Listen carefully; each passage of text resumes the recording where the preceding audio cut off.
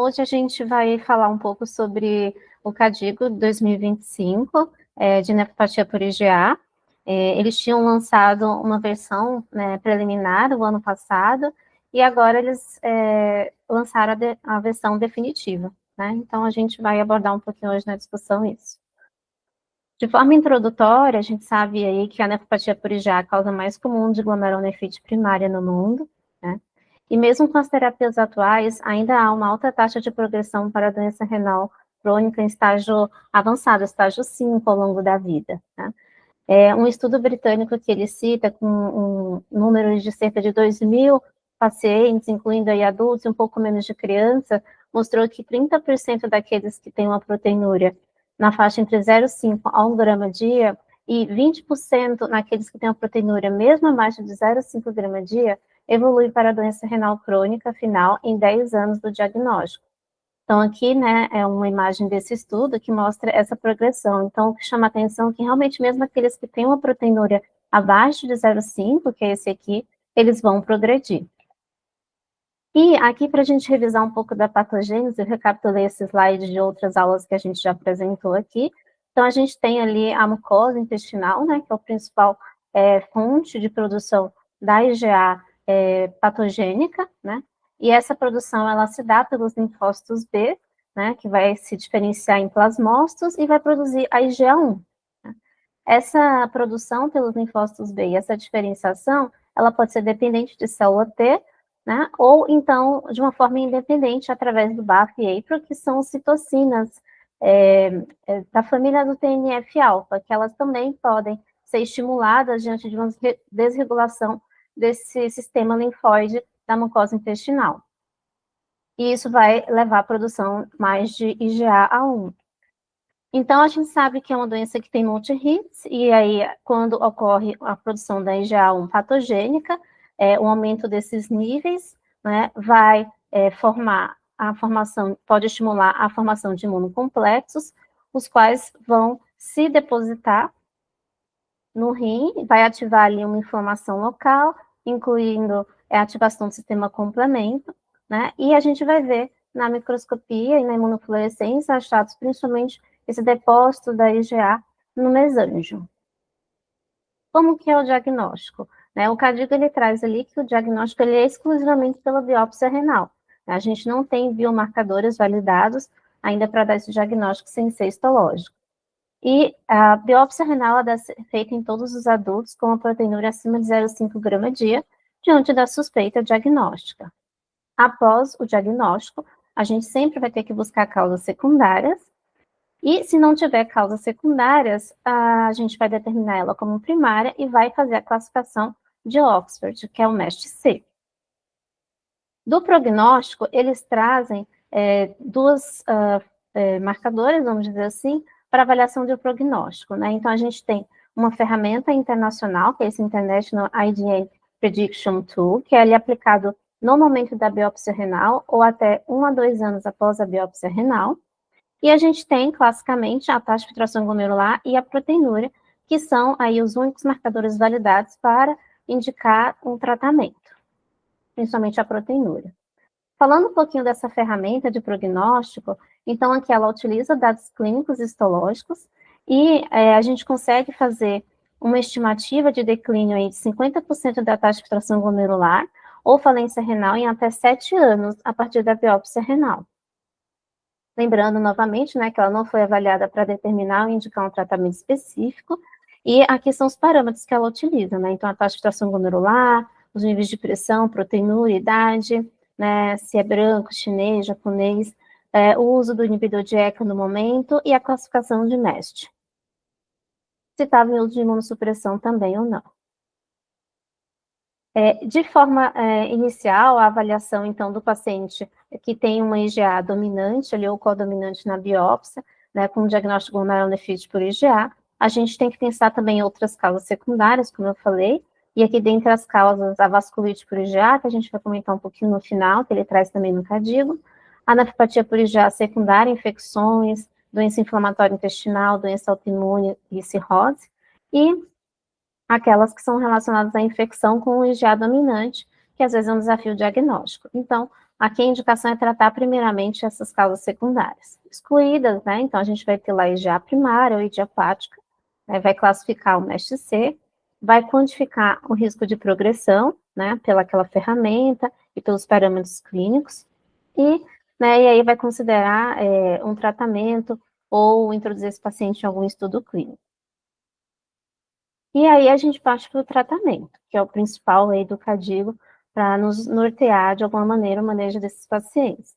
Então, começando com a indicação no tratamento, né, que ele vai ser feito para todo paciente que tem nefropatia por IgA e que estão em risco de progressão de perda da função renal.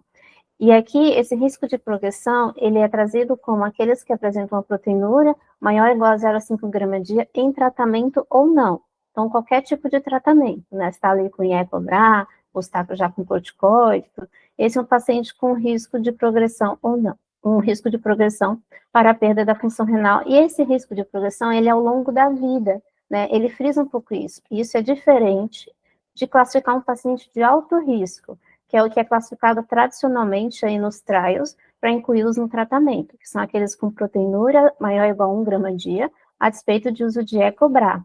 E aqui, inclusive, esses pacientes que são classificados de alto risco nos trials, a gente tem um segmento relativamente curto. Às vezes vai avaliar a resposta ali ao tratamento em 2, 3 anos, né? E isso não reflete aquele risco que é considerável nos pacientes ao longo da vida, cerca de 10, 15, 20 anos. Né? Por isso que também eles trazem esse marco mais baixo para a gente já iniciar o tratamento, que é uma proteinúria maior ou igual a 0,5 gramas dia. E aí, o tratamento, né, partindo para as medidas, a gente vai ter um uso simultâneo de um tratamento que vai agir na imunopatogênese, né, da nefropatia por IgA, e vai agir também nas consequências das perdas de néfron, né, já induzidas pela nefropatia por IgA.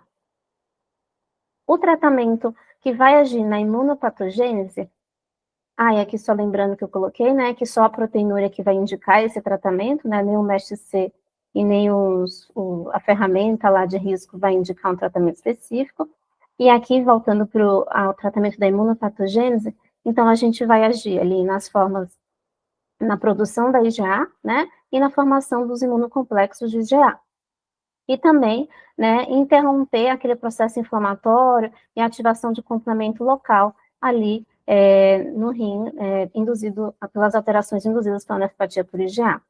E ele traz como grande pilar nessa intervenção da imunopatogênese o Nefcon, né, que é a budesonida de ação intestinal, e os glicocorticoides sistêmicos.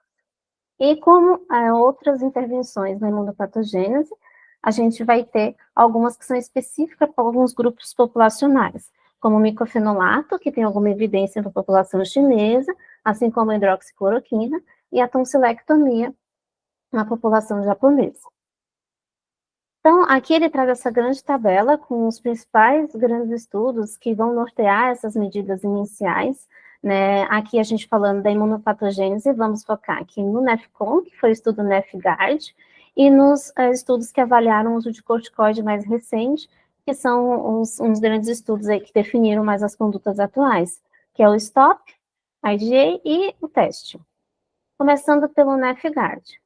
Então, aqui, se a gente for ver primeiro aqui as características da população, né, então, um N aqui em torno de 180 em cada braço, né, pacientes adultos, né, acima de 18 anos. Aqui, o que é relevante da parte da taxa de filtração glomerular, né, a mediana aqui, cerca de 56 a 55 ml por minuto, né, foram incluídos aqueles com proteinúria acima de 1 grama dia, né, e aqui a proteinúria, né, a mediana da proteinúria, né, nesses estudos ficou em torno de 2,2, 2,1 grama dia. A porcentagem de pacientes em uso de IECO-BRA otimizada, né, então mais de 50% aqui estavam, 78, 81% estavam usando, né, na dose otimizada, mais de 50%. E o que é o Nefcon, né, uma budesonida oral de liberação intestinal lenta, ela vai agir lá no milho, e ele reduz a síntese da IgA da mucosa, reduzindo assim a produção da IgA1, IgA1 patogênica e também a formação de imunocomplexos de IgA. O NefGuard, né, que esse estudo que eu mostrei, ele teve como resultado uma menor proteinúria em 9 meses, com uma redução de 27% no grupo que usou o Nefcon. Então, aqui a gente vê essa redução expressiva da proteinúria. E numa análise de 2 anos, com já 15 meses de seguimento, mostrou também um menor declínio da taxa de filtração glomerular, com uma diferença em torno de 5 ml por minuto em comparação com aquele grupo que não usou o Nefcon, mostrando aí um benefício também nessa redução do declínio da taxa de filtração glomerular. Então, aqui a gente vê até 9 meses, né, que a população utilizou o Nefcon, esse azulzinho aqui é o Nefcon, né, a taxa de filtração glomerular praticamente se manteve ali, né, estável, mas depois que interrompe a medicação, a gente vê, né, que ele volta a declinar ali, mostrando que pode ser que até precise, né, manter essa medicação por mais tempo, ou fazer um novo ciclo do Nefcon. E eu até fico um pouco incomodada com essa evolução, vendo que nesse período eles ficaram tão estáveis, né, comparado com o outro grupo, senão já teria voltado aqui a medicação para esses pacientes.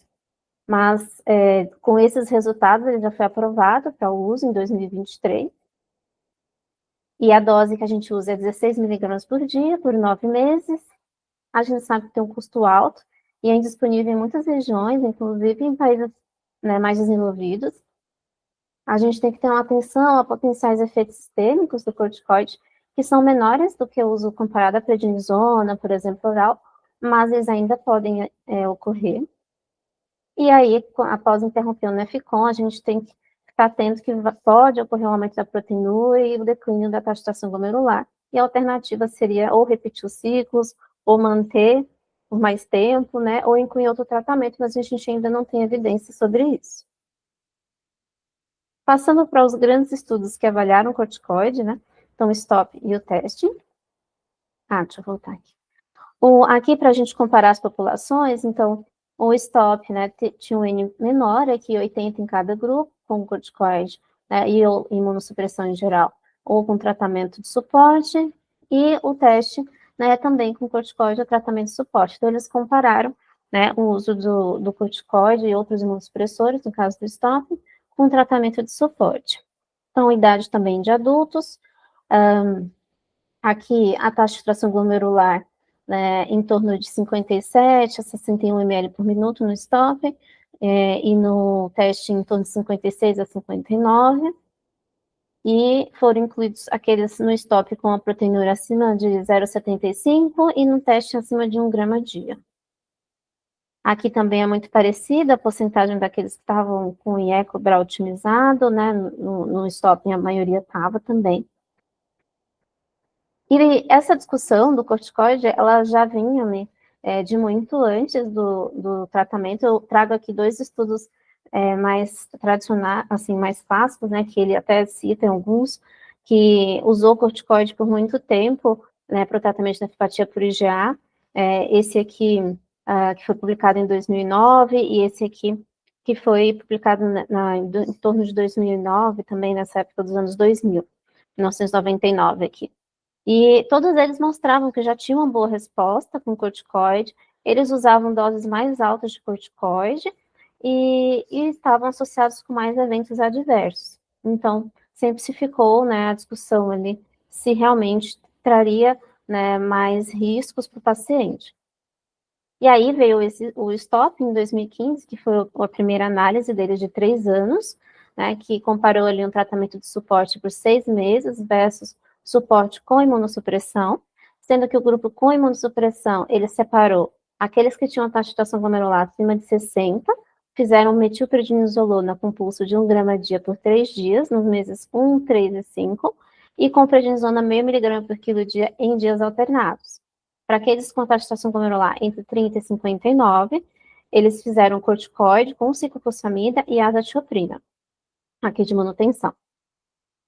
E aqui a gente vê que, nesse segmento de 3 anos, né, o desfecho primário foi favorável ao grupo que usou imunossupressão, sim.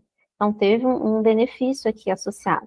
Só que esse benefício relacionado, né, à remissão, que foi queda da proteinúria para baixo de 0,2 grama por grama, e queda da taxa de filtração glomerular, do ritmo, né, de queda, abaixo de 5 ml por minuto, Embora eles tenham atingido essa remissão, isso não se repercutiu, né, ali ao final de 3 anos, no declínio de uma taxa de tração glomerular acima de 15, que não foi diferente entre os grupos. Nesses 3 anos, nesse estudo de 3 anos, ele recebeu várias críticas, porque, né, até então se vigorava muito o uso de imunossupressão corticoide, e ele realmente trouxe algum resultado aqui benéfico, né, nesses critérios de remissão que ele colocou, mas as custas de eventos adversos, e também o que se criticou em termos aqui do declínio da taxa de tração glomerular, que não teve diferença, foi o tempo de segmento, que foi só de 3 anos. E aí, eles fizeram, né, o que foi publicado em 2020, que foi o tempo de 10 anos de análise desse grupo, e que continuou não mostrando alteração de desfecho composto, nem de terapia renal substitutiva, nem uma redução maior de 40% da queda da taxa de tração glomerular, ou morte. Mas isso daqui, no geral, né, e aqui separado por grupos, aquele grupo de 60 ml que só usou corticoide, e aquele grupo abaixo de 60 ml que usou também ciclofosfamida e ASA, também não teve diferença. E aí veio o teste em 2022, que inicialmente ele randomizou pacientes para utilizarem corticoides na dose mais alta. Então, era metilpred na dose 0,6 a 0,8, que é o equivalente ali a 0,8 a 1 mg por quilo dia de prednisona, versus tratamento de suporte. E esse estudo ele foi pausado por aumento de eventos adversos, né, principalmente infecções. E depois ele foi retomado com uma dose menor, de 0,5 mg por quilo dia de prednisona e profilaxia para pneumocistose. E aqui ele mostrou um benefício do corticoide, né, na análise completa dos pacientes, tanto aqueles que usaram previamente uma dose mais alta e dose mais baixa, e na análise reduzida também de corticoide, que é essa segunda análise aqui, depois que eles mudaram, né, a dose e adicionaram a profilaxia. Então, teve um benefício também nos dois. Bom, de qualquer forma, ainda tem os seus riscos, né, do medo do corticoide sistêmico, e por conta desses estudos, mostraram ainda eventos adversos. O estudo teste, ele mostrou que realmente a dose mais alta do corticoide, né, principalmente sem profilaxia, foi uma grande preocupação. Se não me engano, no estudo teve 2 óbitos por infecção grave. E aí, a budesonida oral, ela veio com menos eventos adversos, e também a budesonida oral, ela age ali na imunopatogênese principal, enquanto que o corticoide sistêmico, ele parece agir mais na inflamação local, ali gerada, induzida pela IgA, e não na produção da IgA nobre. Então, por isso que o KDIGO, ele traz que, na ausência de Nefcon, que seria a primeira escolha, ele recomenda o uso do corticoide oral em uma dose baixa com profilaxia antimicrobiana. Então, a dose seria ali 0,5 mg por quilo dia por 2 meses, máximo de 40 mg por dia, seguido de desmame de 5 mg por dia por mês, por 6 a 9 meses, que é o esquema do teste de dose reduzida. E as profilaxias, né, além da pneumocistose, também fazer antiviral, se o paciente for carreador do vírus B, o HBsAg positivo, fazer proteção gástrica e óssea. E os fatores de risco para toxicidades devem sempre ser considerados. Então, aqueles que têm uma taxa de tração glomerular abaixo de 30, quem é diabético, pré-diabético, obeso, que já tem alguma infecção latente, histórico de úlcera péptica, histórico de doença psiquiátrica não controlada, osteoporose e catarata. Dentre outras terapias que agem na imunopatogênese, né, como eu destaquei lá, o micofenolato para a população chinesa, eles têm alguns ensaios randomizados que mostraram benefício, e o tratamento principalmente envolve micofenolato com corticoide. A maioria desses ensaios usaram uma dose de micofenolato de 1,5 gramas a 2 gramas a dia, com baixa dose de corticoide, 0,4 a 0,6 miligramas a dia. Por 6 meses, tem alguns que têm um protocolo por tempo mais prolongado. Já na população não chinesa, a gente não tem evidência suficiente. Em relação à hidroxicloroquina, também a evidência é maior na população chinesa, né? Na população não chinesa também a gente não tem evidência. Em relação à tonsilectomia, a evidência na população japonesa que mostra benefício, inclusive a Sociedade Japonesa de Nefrologia recomenda a tonsilectomia, né? E, de forma geral, o KDIGO fala que não é recomendada na população não japonesa. Algumas outras terapias que já foram testadas, mas que não têm uma evidência suficiente, então, inclusive, que a azathioprina, ciclofosfamida, inibidor de calcineurina, rituximab, também sem nenhuma evidência. E aí, saindo dessa imunossupressão específica, que é recomendada atualmente, a gente vai falar daquelas consequências das perdas de nefro induzidas pela nefropatia por IgA. O que a gente vai fazer para controlar isso? Então, a primeira coisa, né, são as medidas para reduzir a hiperfiltração glomerular, a proteinúria e o impacto da proteinúria ali no tubo intestício. A gente sabe que essa proteinúria, né, ali na região do tubo intestício, pode desencadear o ciclo de fibrose e progressão da doença renal. O controle pressórico também faz parte, mudança de estilo de vida e algumas medicações, como os inibidores do sistema renina-angiotensina, o bloqueador duplo do receptor de angiotensina e endotelina, que é o sparsentan, com ou sem inibidor de SGLT2. E aqui ele traz também a avaliação sempre do risco cardiovascular do paciente e manejar esse paciente de acordo com o risco. Então, se o paciente tem um fator de risco ali aumentado, usar hipolipemia anti-controle do colesterol, por exemplo. Lembrando que, dentre essas medidas, todas devem incluir, né, a redução do sódio para menos de 2 gramas a dia, cessar o tabagismo e vaping, aqui aparece o vaping, né, o controle de peso, exercício físico, e a PA, o alvo é abaixo de 120/70, menor ou igual. E sempre considerar esse paciente para entrar no clinical trial. Então, o manejo das consequências da perda de néfrons, a gente tem a primeira coisa, que é a recomendação da dose máxima tolerada de Ecobra. A gente sabe que essa recomendação é baseada em estudos que avaliaram o benefício consistente do uso do Ecobra na população com DRC de forma geral, mas muitos estudos também com DRC, com diabetes, sem diabetes, mostraram essa consistência. E, inclusive, eu aproveito para trazer aqui, né, fazer a propaganda do livro, que foi publicado recentemente, aqui a doutora Cristiane, a nossa orientadora, né, que traz um capítulo aí dos mecanismos antiproteinúricos e envolve principalmente aqui os estudos que avaliaram e Ecobra em pacientes com doenças glomerulares, inclusive IgA.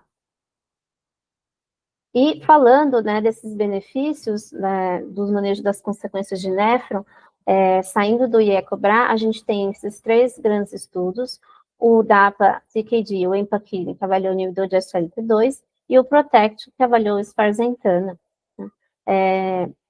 A gente vai falar um pouquinho, inicialmente, do sparsentan, que foi um estudo que comparou, né, esse medicamento, que é um bloqueio duplo da endotelina e angiotensina, contra aquele que só fez o bloqueio da angiotensina, que é a irbesartana. Então, a população de cerca de 200 em cada braço, adultos também. Aqui, importante, a taxa de tração glomerular em torno de 56 a 57, foram incluídos aqueles com mais de 1 grama a dia. Então, o KDIGO, ele traz, né, como uma sugestão o uso da sparsentan com um bloqueador duplo, para o tratamento, e isso se deu principalmente pelo resultado desse estudo, que mostrou que na primeira análise, uma redução com 36 semanas considerável da proteinúria, e na análise final, né, com 110 semanas, essa redução ela foi consistente durante todo o período, inclusive com o benefício de mudança da queda da taxa de tração glomerular nesse período.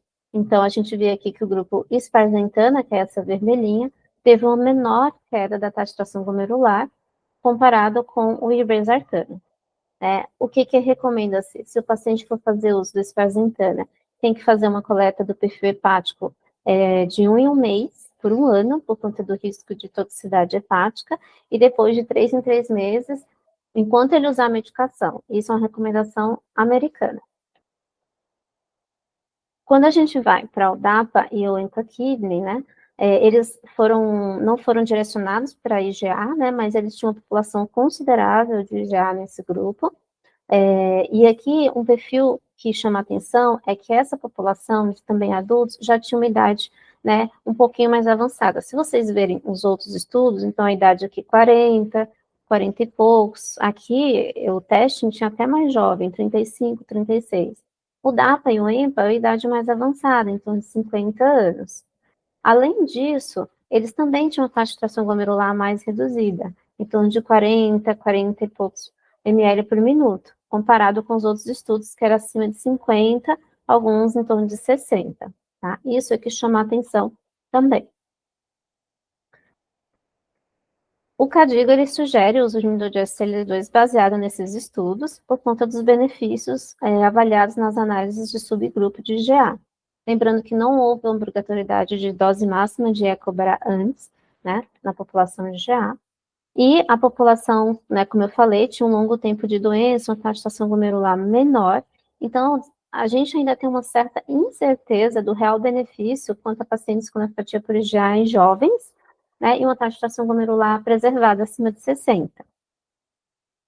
E lembrar que a gente lá no começo falou, o tratamento com nefropatia por IgA está indicado para aqueles que têm uma proteinúria maior ou igual a 0,5 gramas dia, que é diferente da recomendação do uso de inibidor de SLT2 para DRC pelo CADIGO de 2024.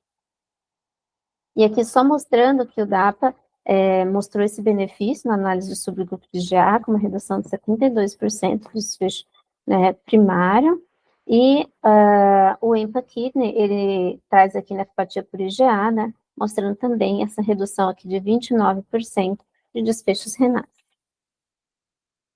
Lembrar que todos esses tratamentos, uma vez instituídos, a gente tem como alvo reduzir a queda da taxa de tração glomerular para menor que 1 ml por minuto por ano para o resto da vida, ou seja, praticamente normalizar, né, a queda da taxa de tração glomerular desse paciente, comparado com uma população que não teria a doença. Né?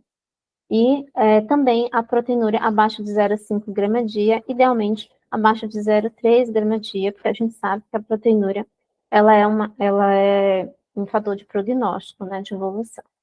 E a gente sempre tem que considerar, diante desses alvos, que pode haver a possibilidade de o paciente ter uma proteinúria residual, que é decorrente de uma cronicidade, né? Então, às vezes, né, na dúvida, pode ser que precise de uma nova biópsia, de uma reavaliação, para ver o grau de cronicidade desse paciente. E aí o CADIGO, ele traz algumas situações especiais, que é a nefropatia por IgA associada com síndrome nefrótica, com injúria renal aguda, formas rapidamente progressivas, né, a gravidez e criança. A gente vai falar um pouquinho de cada um.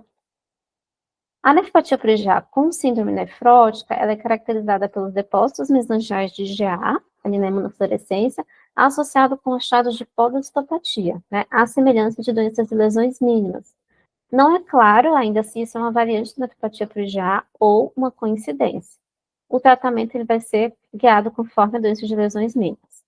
A gente ainda pode ter, na síndrome nefrótica com IgA, achados de histopatológicos de uma mesângia proliferativa. E aqui nessa situação, a gente vai tratar seguindo as recomendações da nefropatia por IgA. Naquela situação em que a gente tem uma proteinúria nefrótica, mas a gente não tem uma síndrome nefrótica, comumente isso acontece quando você tem uma gesto secundária, ou desenvolvimento de uma extensa glomerulosclerose e fibrose tubulointersticial. Gesto secundário por obesidade e outros fatores, né? Na nefropatia por IgA com injúria renal aguda, existem duas principais possibilidades, né? O paciente se apresentar com uma hematúria grave macroscópica, né, comumente associada com infecção de via aérea superior, e a gente, geralmente aqui, a gente observa, faz um tratamento de suporte dessa injúria renal aguda, e se não houver uma melhora da função renal em 2 semanas, após essa hematúria macroscópica, considerar uma nova biópsia renal, né? Principalmente porque o segundo diagnóstico é uma glomerulonefrite rapidamente progressiva, que aí a gente vai se apresentar com crescentes na biópsia renal. É importante sempre descartar causas secundárias dessa injúria renal aguda, como drogas, nefrotoxicidades, uso de contraste e tudo. E também, nas formas rapidamente progressivas, vasculites, né, uso de outras substâncias, que também podem desencadear esse quadro.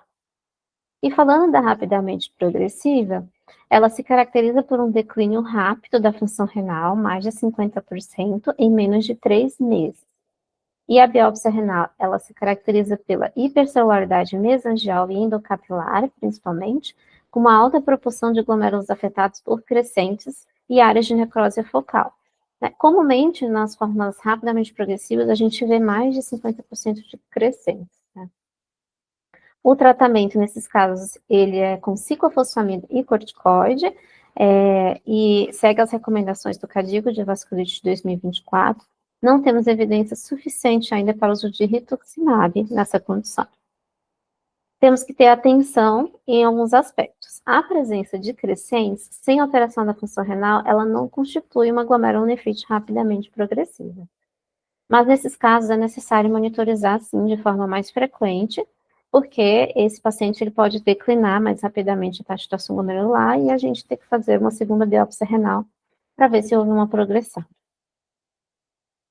Em relação ao planejamento de gravidez, então, sempre os pacientes, né, a gente viu que é uma população relativamente mais jovem, então as mulheres que estão na faixa, né, de planejamento de gravidez e tudo, são comumente afetadas e é necessário ter um aconselhamento gestacional, indicar anticoncepção, orientar os riscos, né.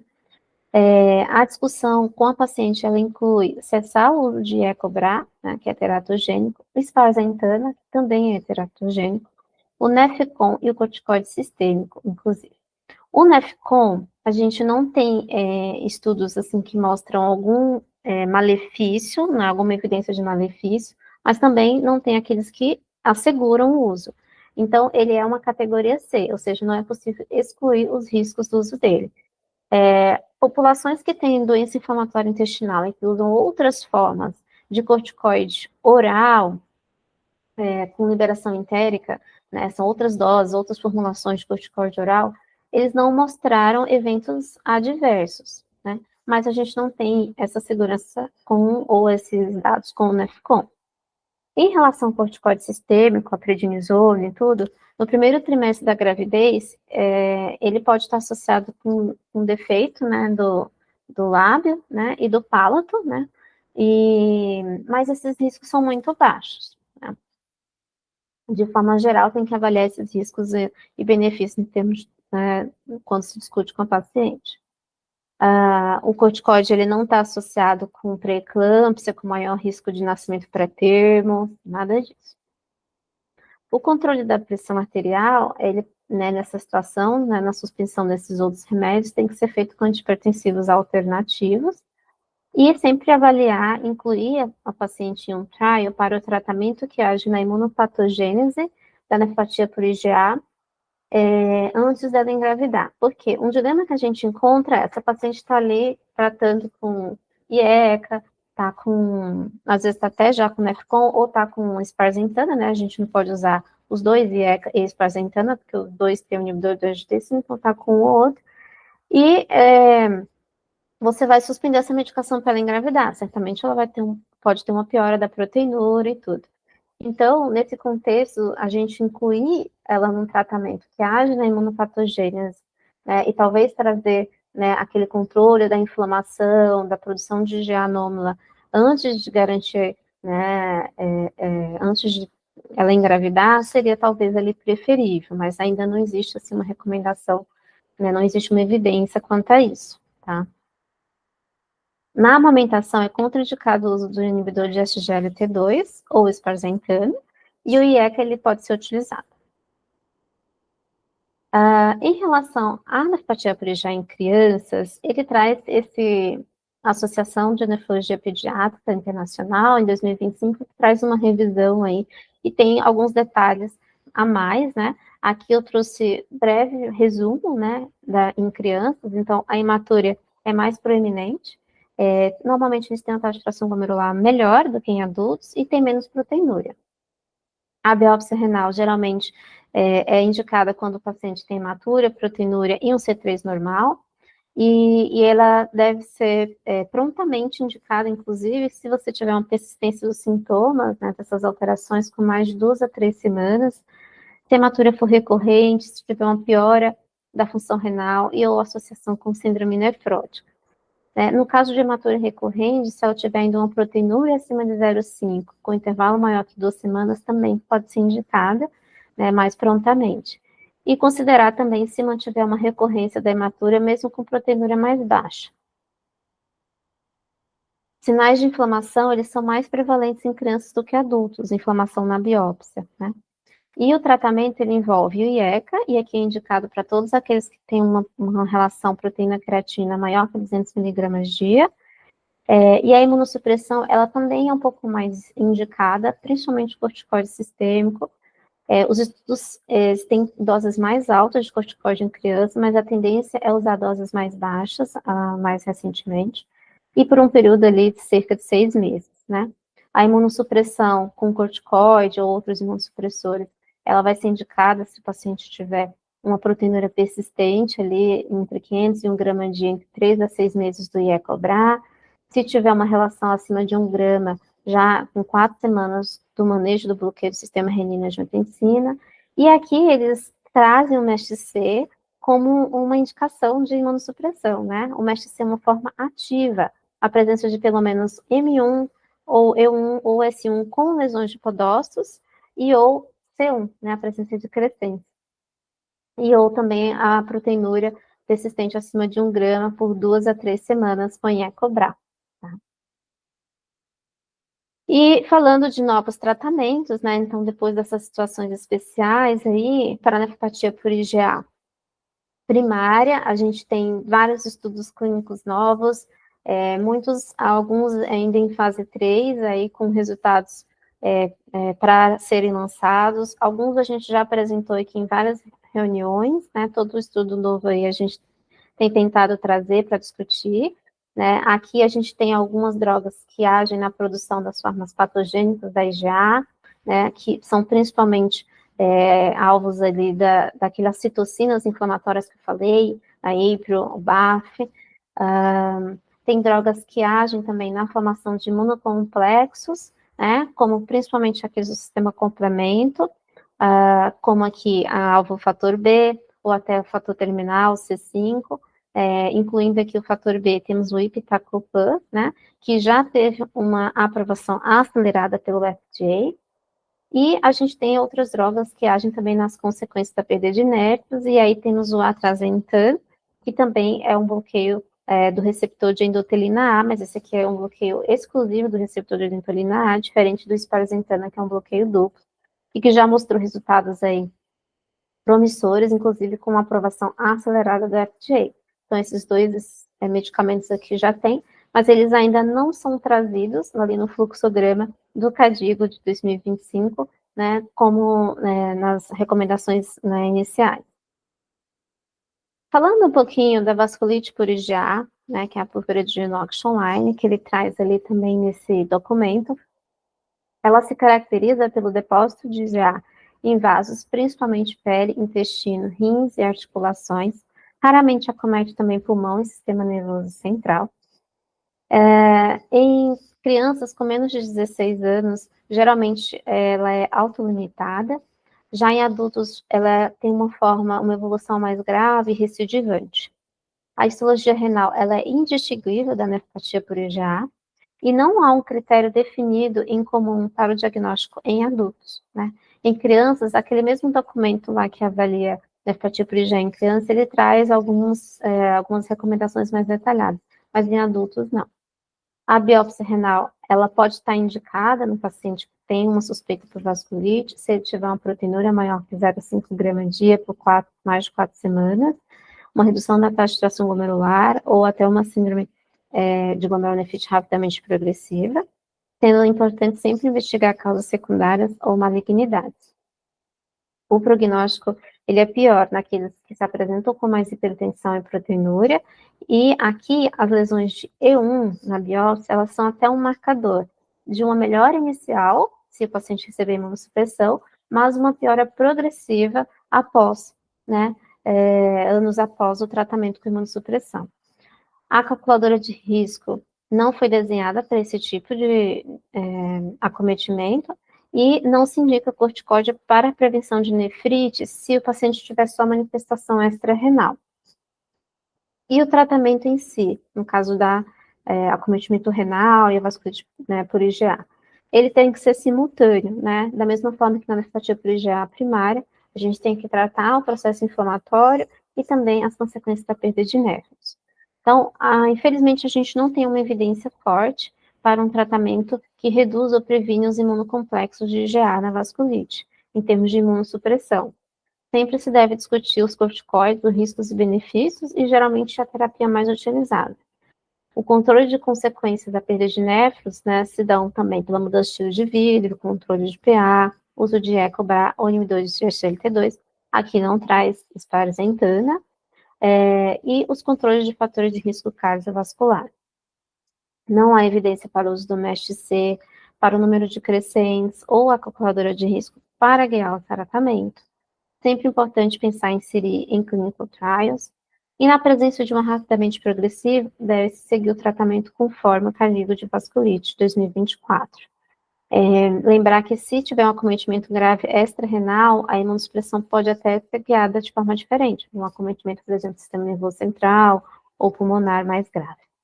A plasmaférese tem pouca evidência, formas ameaçadoras pode ser utilizada, principalmente com acometimento de outros órgãos, né, de forma ameaçadora à vida, em associação com o corticoide. E o CADIGO, ele finaliza estimulando a gente a estudar mais essa doença, né? Então, estudar principalmente os tópicos de estratificação de risco, né? Como que a gente pode estratificar melhor o risco desses pacientes, né? Estudar mais biomarcadores, né? Urinário ou sanguíneo, que possam nos guiar aí na terapia, e compreender um pouco a heterogeneidade dessa doença, que ela se manifesta às vezes de forma indolente, vamos dizer assim, mas isso é muito pouco. A gente sabe que a maioria hoje progride muito. Antigamente se achava que era uma doença mais benigna, mas hoje a gente vê que uma grande porcentagem ainda progride, mas existe uma grande heterogeneidade. Tem os pacientes que têm uma progressão mais rápida, tem uns que ficam só com uma hematúria, que é intermitente, e entender essa heterogeneidade é importante. Entender os mecanismos de ação das drogas e os efeitos da nefropatia por IgA, determinar os subgrupos que têm indicações específicas para determinada terapia, e também entender os marcadores de inflamação que realmente necessitam de imunossupressão. A gente já trouxe discussões aqui se a hematúria, né, seria um marcador que ele não aborda, né, aqui no CADIGO, seria um marcador de inflamação. Então, alguns outros estudos mostram que pode ser, né, seria uma avaliação aí a ser feita, ou mesmo na biópsia renal, se aqueles marcadores de inflamação ativa, elas realmente teriam a necessidade de imunossupressão, e qual imunossupressão, e por quanto tempo, né? Sempre considerar incluir em trials, e lembrar que até o momento nenhum tratamento é curativo para a nefropatia por IgA, por isso a gente tem que, né, continuar perseguindo aí nesses novos estudos. Então é isso. Obrigada. Parabéns, Sá, pela apresentação. Abrindo a discussão aqui, o Fervenza deve ter ficado bravo que o Cadigo não mencionou a hematúria sequer, nem considerou, nem colocou uma notinha, né? Então, lá os scores de risco continuam sem a hematúria. A gente já fez uma discussão aqui no canal, né? E a gente é mais concordante com o Fervenza na prática clínica, né? E ele acaba usando para isso, para esses quadros de hematura, que seriam quadros mais inflamatórios, o micofenolato. E a gente aqui está usando um pouco mais de micofenolato do que o Cadigo está recomendando, né? Então, tem algumas coisas que está bem dissociado, né? O que o Cadigo põe e o que a gente está fazendo na prática clínica, né? Então, acho que é uma doença que a gente, pela primeira vez, não está se prendendo ao Cadigo, até mesmo porque a gente percebe que o Cadigo está patinando um pouquinho, né? Não tem os estudos, ninguém vai fazer estudo em micofenolato de novo, porque querem provar coisas novas aí, bloqueio de complemento, etc. Mas aquela coisa da medicina de precisão que a gente fala, né? Que para o paciente ali, o micofenolato também concordo que tem o seu papel, né? Eu acho, sim, eu achei um pouco, fiquei desapontada com Cadigo, assim, a única novidade, ele baixou um pouco o nível de proteinúria e colocou o Nefcon, né? E como você mostrou, quando para o remédio, além de cair a, a taxa de infectação glomerular, a gente mostrou um trabalho chinês, ele analisou o braço dele e a proteinúria sobe também, né? Então, a mesma crítica que é feita ao corticoide sistêmico, Quando você melhora. Quando você para o corticoide sistêmico, tudo piora de novo, né? Então, aparentemente, a mesma crítica ao Nefcon. Só que, óbvio, o Nefcon tem menos efeito colateral. Beleza, mas ele é caríssimo, né? Então, a gente está, eu acho, um pouco complicado aí.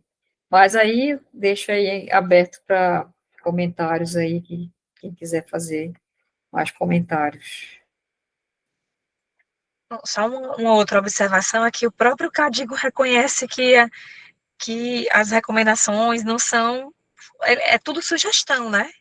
É praticamente tudo practice point ou sugestão. Eu acho que tem uma recomendação praticamente, que é, pelo menos em relação ao tratamento, que é o uso de cobrar, é o bloqueio do sistema renal. O resto é praticamente tudo sugestão, né?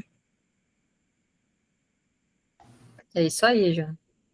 E é interessante, eles trazem um dado também, doutora, pegando esse ponto que você falou da população de DRC, inclusive DRC de origem determinada, global, se a gente pegar o mundo inteiro, mais de 75% não tem uma representatividade nesses estudos. Então, realmente, a gente ter um documento que ele traz um guia, realmente, ele tem esse porém. Então, por exemplo, a população brasileira, ela tem essa questão da miscigenação, né? Não sei. E aí, a gente teria, né, aqui, por exemplo, São Paulo, tem população japonesa, porque a gente teve imigrantes japoneses, né? Tem população imigrantes europeus, então tem essa questão que não está sendo levada em consideração nesse caso, né? E os outros países e os outros subgrupos que não são representados. Então, muito dessas recomendações são muito focais em populações específicas, né?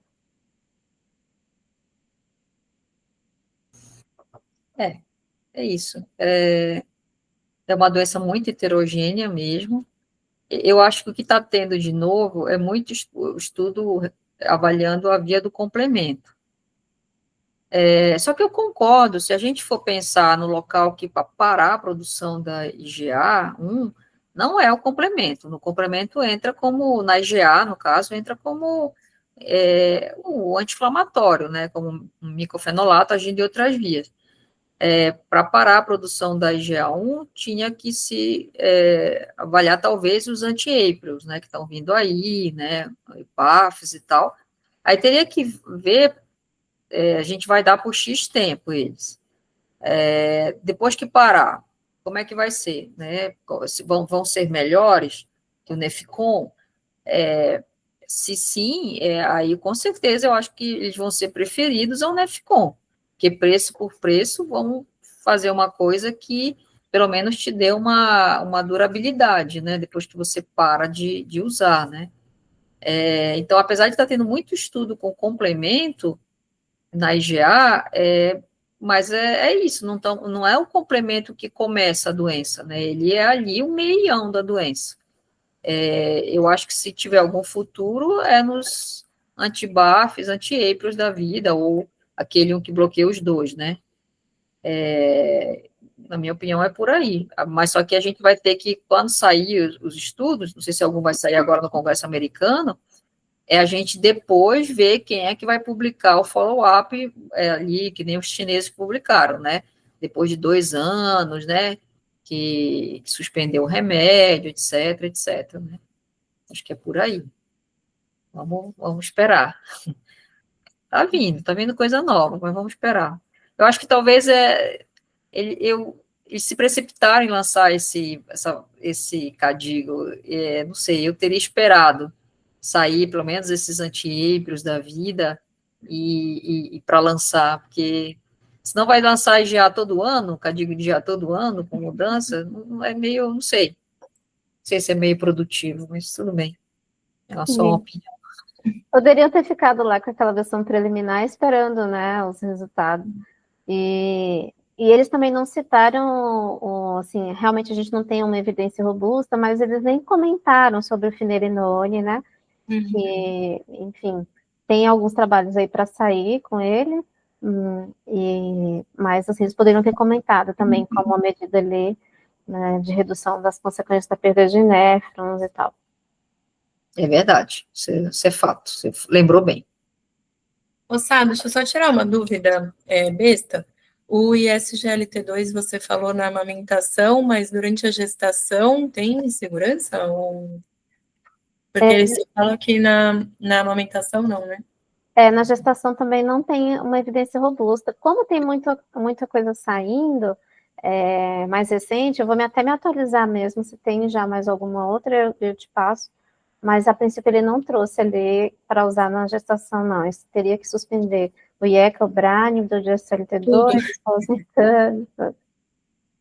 Basicamente tudo. Tá bom. Obrigada, Sá. Legal. Mais algum comentário aí, pessoal?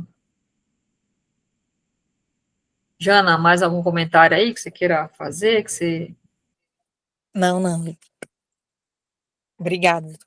Imagina, obrigada a você. Bom, é isso. Cadigo de GA, né? Está aqui também para ser crítico, né? Então, mas também é baseado na nossa opinião, né? Então, próxima semana tem mais, né? Vamos escolher alguma coisa, tá bom? Abraço, Tá bom. pessoal. Bom final de semana. Tchau, tchau. Um abraço, pessoal. Final de semana. Tchau, tchau.